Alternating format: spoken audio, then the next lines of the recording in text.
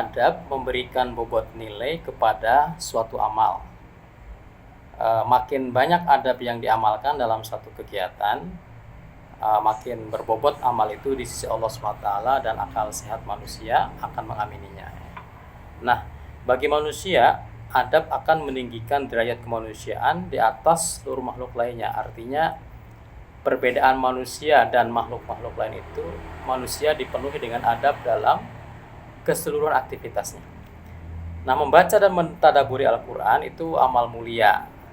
Tetapi kalau tidak diiringi dengan adab, maka pahalanya yang dijanjikan selangit, keutamanya yang sangat tinggi, khasiat psikisnya yang tidak tertandingi, sangat mungkin tidak diperoleh oleh si pembacanya itu.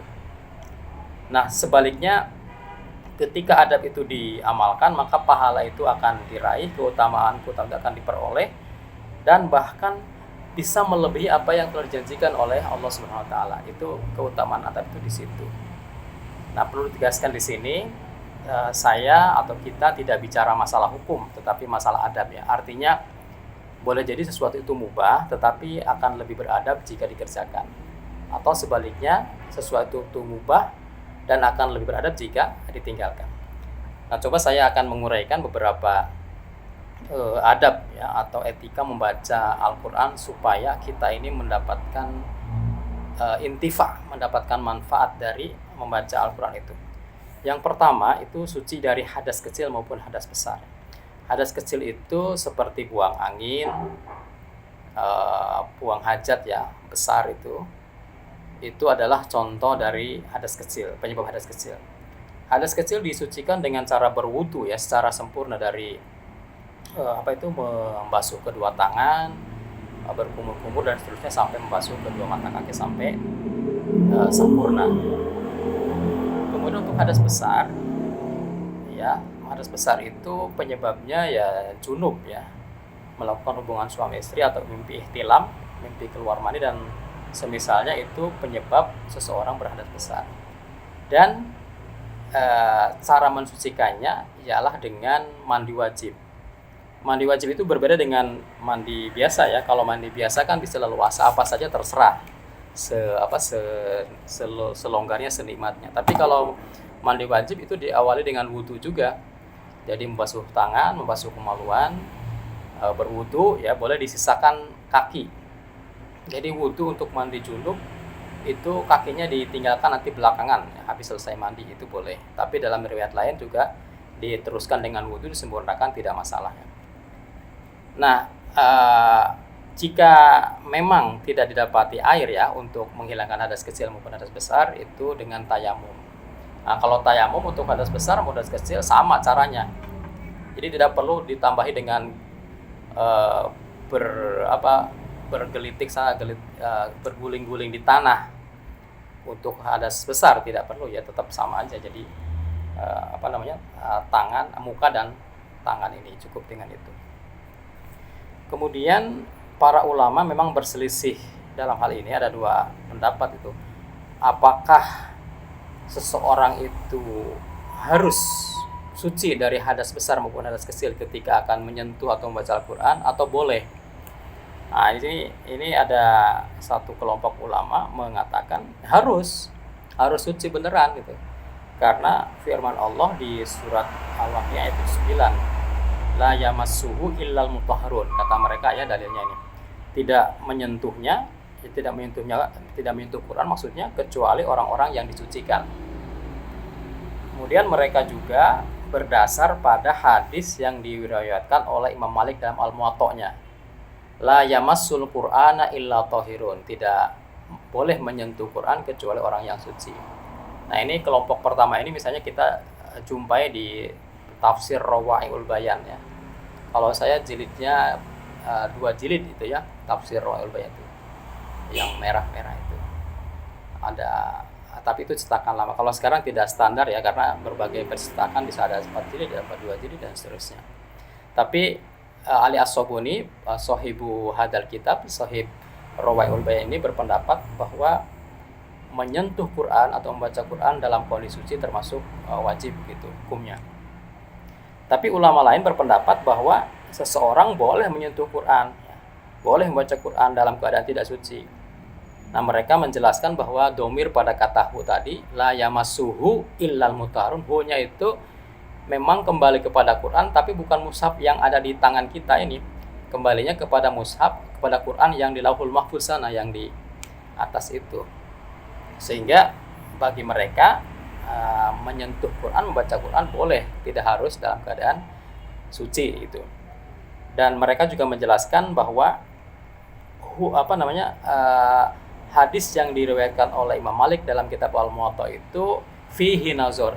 Di sana ada perdebatan ya, tidak sah, tidak layak dijadikan hujah karena adanya rawi ya yang dipertanyakan gitu. Sehingga sanad hadis itu termasuk yang lemah begitu ya. Nah, ini misalnya dijelaskan oleh Ibnu Katsir dalam tafsirnya, dan juga saya temukan di tafsir Al-Azhar yang tulisannya Hamka itu yang berbahasa Indonesia. Ala kulli hal, kita kembali ke mainstream kita bahwa persoalannya bukan hukumnya boleh atau haram, makruh dan seterusnya, tapi kita bicara soal adab ya. Saya kira tentu akan lebih beradab kalau kita membaca kitab suci dalam keadaan suci begitu. Jadi terlepas dari hukum boleh tidaknya ya, kita kembali ke mainstream adab tidak beradab tidaknya ya. Nah, itu yang kita kedepankan dalam kajian kita. Adab yang berikutnya adalah baca Quran itu di tempat yang bersih. Ya, di rumah, di masjid, di surau, di kelas dan semisalnya ya, pokoknya tempat-tempat yang bersih, tidak berbau gitu. Bagi santri-santri di pondok ya, di pesantren-pesantren, bahkan zaman saya dulu kalau orang mau baca Quran menghafal itu di pinggir kolam ya. Di pinggir kolam, di pinggir sawah itu lebih fresh terkadang. Jadi itu termasuk tempat yang bersih lah, tidak bernajis ya. Nah, kalau di TPA, tempat pembuangan akhir, tempat-tempat yang bau-bau ya, apalagi bernajis ya, tidak nyaman lah, itu dihindari ya, karena Quran itu adalah kitab suci kita semua. Allah mengatakan Allah berfirman di surah Al-Baqarah itu, innallaha yuhibbut tawwabina wa yuhibbul mutatahhirin. Allah menyukai orang-orang yang bertaubat, yang menyucikan batin, dan orang-orang yang mensucikan lahir. Mutatahhirin ya, mensucikan diri ya dari kotoran lahir-lahir itu. Nah, ini yang kedua yang perlu kita perhatikan ketika kita membaca Al-Qur'an ya. Adab yang ketiga itu menghadap kiblat, seperti kita berdoa lah. Berdoa itu kan kita diutamakan menghadap kiblat juga kan, itu lebih syar'i begitu. Meskipun menghadap ke arah lain pun ya tidak apa-apa. Apalagi ketika tadarus berkeliling ya, jangan dipaksakan kita menghadap kiblat sendiri sehingga tidak terbentuk lingkaran. Jadi tetap lihat sikon, tapi pada dasarnya lebih beradab ketika kita itu menghadap ke kiblat saat membaca Al-Qur'an.